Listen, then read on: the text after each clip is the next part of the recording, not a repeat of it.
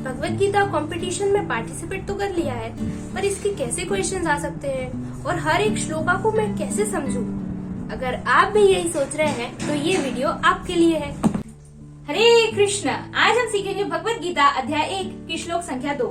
आइए इसे पढ़ते हैं। संजय उवाच दृष्ट्वा तु पांडवानीकं व्यूढ़ं दुर्योधनस्तदा आचार्यम् उपसंगम्य राजा वचनम् अब्रवीत्। ट्रांसलेशन। संजय ने कहा, हे राजन, पांडु पुत्रों द्वारा सेना की व्यूह रचना देखकर राजा दुर्योधन अपने गुरु के पास गए और उन्होंने ये शब्द कहे।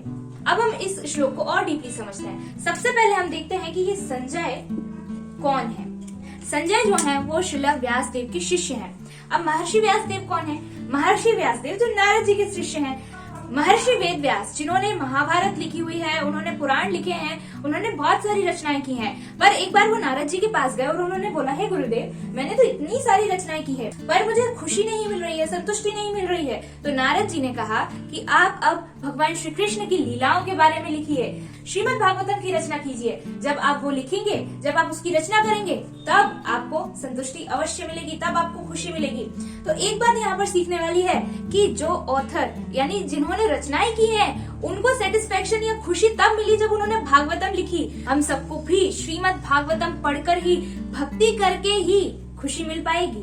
अब सेकंड पॉइंट में हम देखते हैं कि जो संजय है ना, इनको श्रील व्यासदेव ने दिव्य दृष्टि प्रदान की है। तो ये जो दिव्य दृष्टि है वो महर्षि ने पहले धृतराष्ट्र को भी बोला था कि आप ले लीजिए, ऑफर किया था उनको, बट धृतराष्ट्र ने तो साफ साफ मना कर दिया। वैसे तो हम जानते हैं कि धृतराष्ट्र नेत्रहीन है, पर वो धर्म से भी अंधे हैं, जैसा कि मैंने फर्स्ट श्लोक में बताया। तो उन्होंने लेने से ही मना कर दिया, क्योंकि उनको कहीं ना कहीं लग रहा है कि मेरे पुत्र इस युद्ध में हारने वाले हैं, उनकी मृत्यु हो सकती है, तो मैं कैसे मृत्यु को देख सकता हूँ, इसलिए मुझे दिव्य दृष्टि नहीं चाहिए।